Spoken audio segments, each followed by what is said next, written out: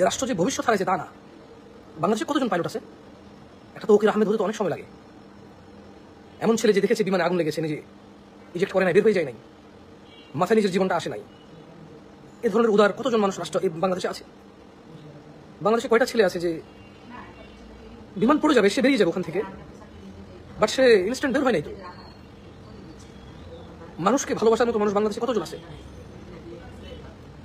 যারা ওই স্কুলে খুবই নির্মমভাবে আহত এবং নিহত হয়েছে, তারা তো জানতো না কিভাবে বাঁচবে, উপায় নাই। তারা জানতো না যেটা পড়ে যাবে। যখন বিমানে আগুন লাগছে, তৌকির আহমেদ তো এটা জানতো এখান থেকে কিভাবে ইজেক্ট হয়ে বের হয়ে চলে যাওয়া যায়। তৌকির আহমেদ নিশ্চয়ই এই ট্রেনিং পেয়েছিল। সে চেষ্টা করেছে যাতে কোনো জনবহুল এলাকায় না পড়ে, হয়তো আল্লাহু আলাম, আল্লাহ ভালো জানে। যে ছেলের মন এত সুন্দর, এত নরম, বিমানে আগুন লেগে গেছে, বিমান থেকে বের হওয়া যায় জানে, এটা পড়ে যাবে জানে, শুধুমাত্র কম ক্ষতি কোথায় গিয়ে ফালাইলে হয়, মানুষের ক্ষতি যাতে না হয়, এমন চিন্তা করা বাংলাদেশি কয়জন আছে? ছোট ছোট বাচ্চাগুলো তো জানতো না how to save there selves. তারা জানতো না যে কিভাবে আমরা বাঁচবো। আকস্মিক তাদের উপর এটা উঠে গেছে। এ রাষ্ট্র শুধু ভবিষ্যৎ হারিয়েছে তা না, বর্তমান হারিয়েছে।